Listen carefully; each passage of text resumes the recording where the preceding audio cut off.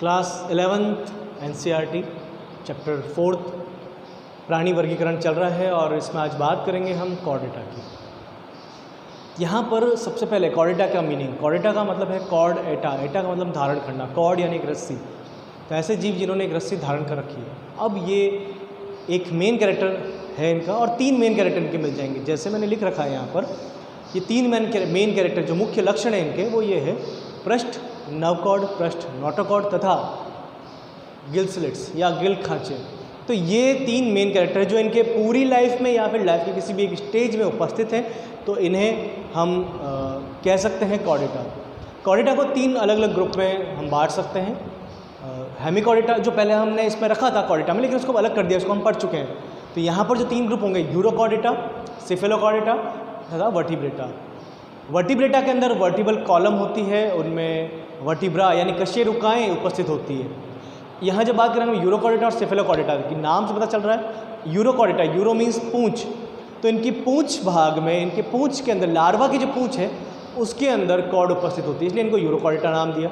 Salpa डोलेलम इसका example है, एसिडिया। उसके अलावा अगर हम बात करते हैं ब्रेंकियोस्टोमा, इसमें आ जाएगा, एम्फियोक्सस भी कहते हैं, जो एग्जाम्पल है आपके सिफेलोकॉर्डेटा। सिफेलोकॉर्डेटा की जब बात करें तो सिफेलो का मतलब है हेड, सिर।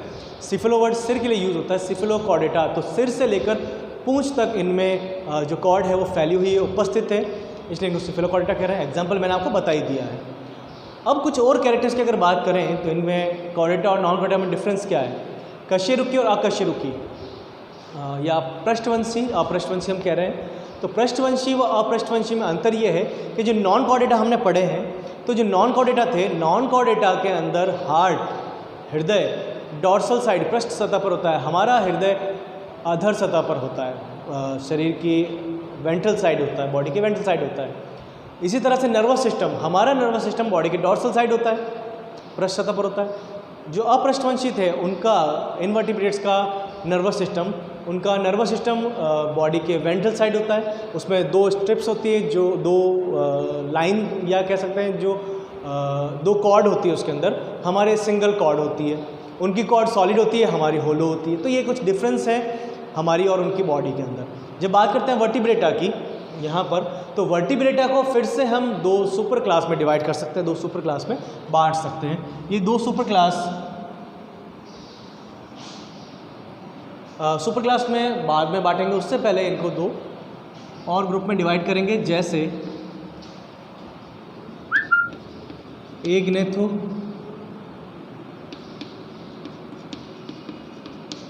स्टोमेटा तथा ग्नेथो स्टोमेटा। तो एग्नेथो स्टोमेटा और ग्नेथो स्टोमेटा, मीनिंग क्या है? ए का मतलब है एब्सेंट, ग्नेथो का मतलब है जबड़ा और स्टोमेटा यानी मुख। तो जिनके मुख में जबड़ा अनुपस्थित है उनको कहा एग्नेथो स्टोमेटा। और इसको फिर से इसके अंदर रखा गया है साइक्लोस्टोमेटा को।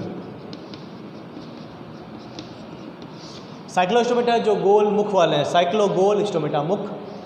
ग्नेथोस्टोमेटा यानी कि जबड़ा उपस्थित है मुख के अंदर। अब कैसे इनको रखा गया है? जब हम बात कर रहे हैं ग्नेथोस्टोमेटा की, तो ग्नेथोस्टोमेटा को फिर से डिवाइड किया है हमने 2 सुपर क्लास में।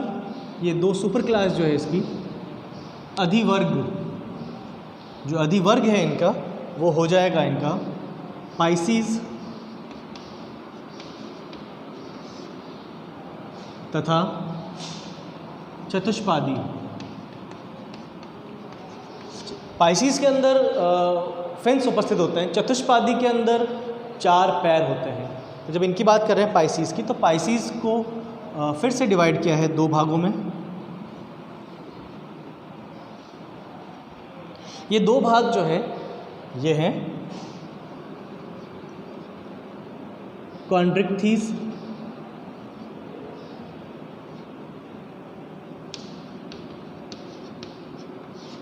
तथा ऑस्टिक्थीज।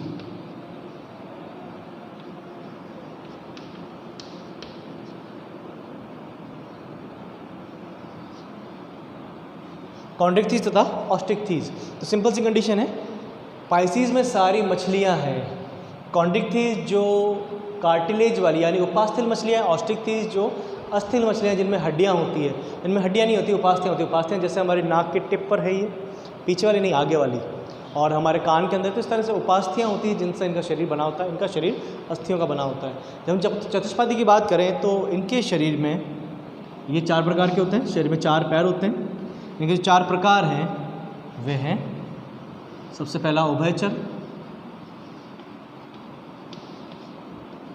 दूसरा स्तनधारी,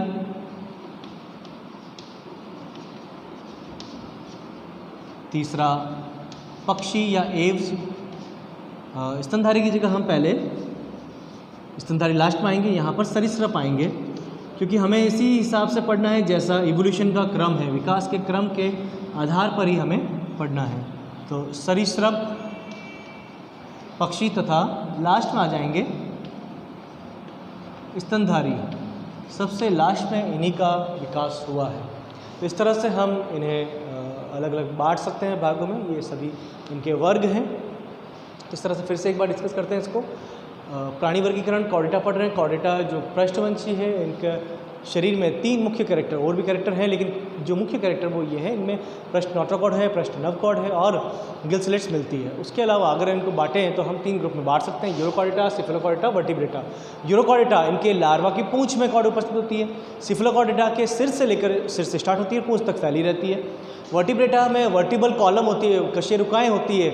इनको एग्नेथोस्टोमेटा तथा ग्नेथोस्टोमेटा में बांटा गया। एग्नेथोस्टोमेटा जिसका मतलब है ए मीन्स एब्सेंट, ग्नेथो यानी जॉज, स्टोमेटा माउथ, तो मुख में जबड़े अनुपस्थित। ग्नेथोस्टोमेटा मुख में जबड़े होते हैं। एग्नेथोस्टोमेटा में जो मछलियाँ आती हैं वो साइक्लोस्टोमेटा जो गोल मुख वाली होती है, जिनमें जबड़े नहीं होते, चूसक होते हैं, भोजन को चूस कर ग्रहण करती है, परजीवी होते हैं। ग्नेथोस्टोमेटा में पाइसीज और चतुष्पादी। Pisces chondrichthyes, osteichthyes. कॉन्ड्रिक्थिस जो उपास्थल मछलियाँ हैं, और यहाँ पर अस्थिल मछलियाँ, उसमें उभयचर, सरीसृप, पक्षी व स्तनधारी।